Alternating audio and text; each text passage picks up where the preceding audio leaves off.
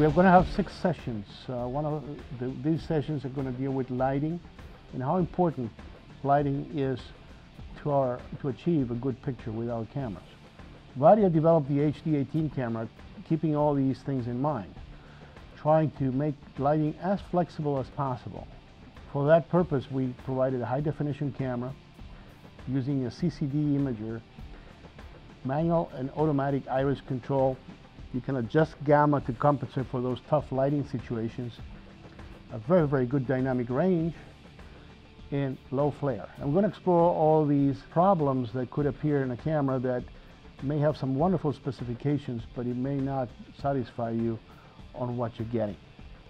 Like you can see in this funny image here, as you see a shark in the water, and the camera's kind of in these dangerous waters because the camera's really afraid of lighting. Believe it or not, we camera designers are always wondering what kind of lighting is this camera going to be facing.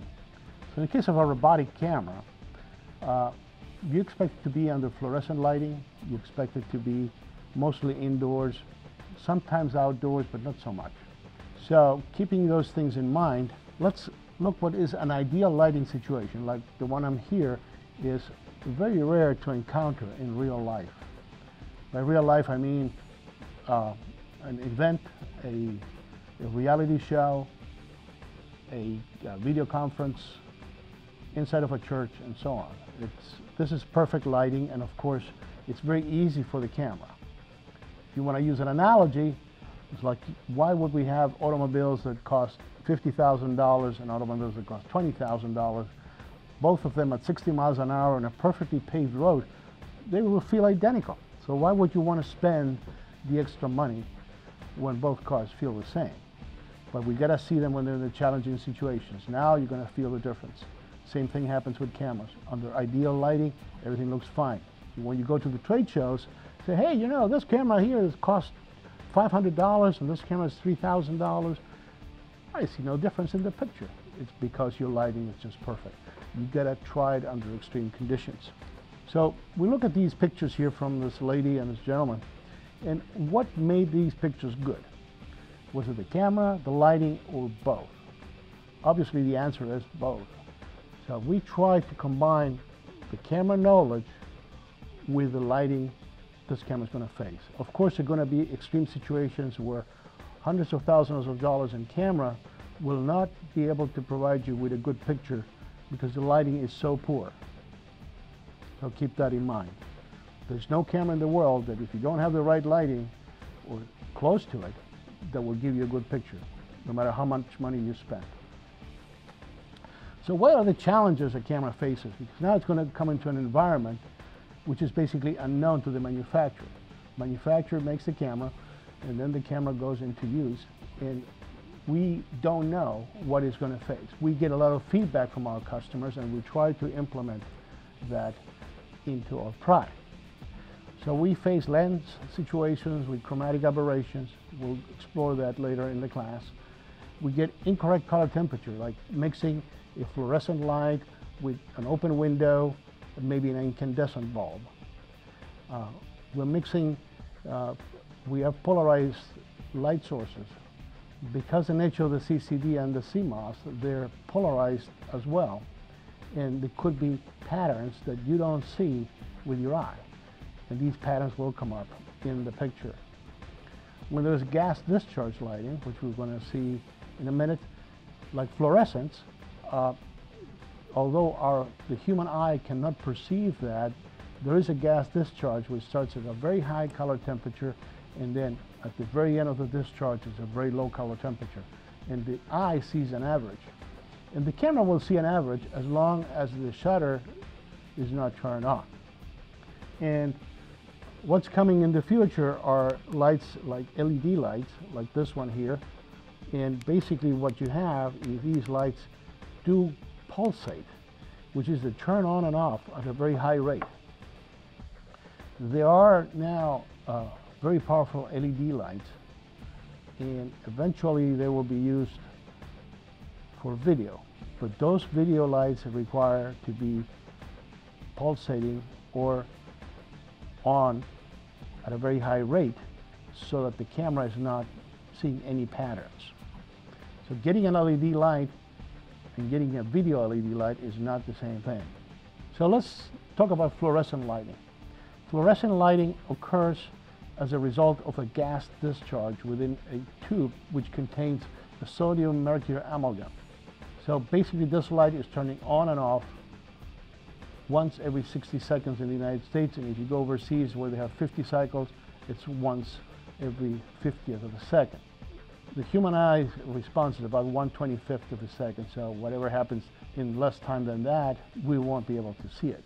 That's why we go to the movies, the pictures are flashing on and off 24 times per second, and we just don't see any flicker. So what happens when the shutter is on or the camera rotates at a very high rate? We may be able to see a portion of the picture brighter than the lower portion. So if we stop in time and look at every frame in particular, this is what we'll see: the upper portion of the frame being brighter than the lower portion. Once this is running, you may see a bar moving up and down, or you may see flicker. The other thing that will happen if you turn on the shutter and your camera is compensating for excessive light by turning the shutter on, you will see the fluorescent light. When it turns on, it's about 10,000 Kelvin degrees in color temperature, and when it's turning off, it's about 2,400 Kelvin. So the picture will move from bluish to reddish, as you see here. If time moves from right to left, depends on what portion of the cycle you are. And what does the camera see when a light flashes? Have you ever moved a cigarette in the dark? You will see like a trail, but the camera will see specific stops of that. So be careful, the camera does not see as we see. So the next thing we got to worry about is color temperature. Different light sources have different color temperature. And in previous classes, I explained what color temperature is, and it depends on the light source. Again, outdoors, you will have about 10,000 Kelvin degrees. A incandescent lamp is about 2,800. A quartz light is about 3,600. So you got to be careful when you combine this. And what I've seen happening more times than I would want to see is a common mistake that happens in the field. When you're shooting, you put up a monitor and you light the object with a certain light, and you look at the monitor right next to this lighting. The light coming out of the monitor is about 6,500 Kelvin if it's a professional monitor, or maybe as high as 9,000 Kelvin. So it will tend to look bluish as compared to the light when you look at the object, which is now being illuminated by 3,500 Kelvin. That object will look reddish and the picture will look bluish. So if you want that monitor to match the picture, you will compensate your red and blue so that the picture on that monitor looks like the picture you're looking at, or the object you're looking at. In this one here, the teddy bear will look brownish to your eye and will look kind of bluish on the monitor. Now you're compensating the camera to look the same on the monitor.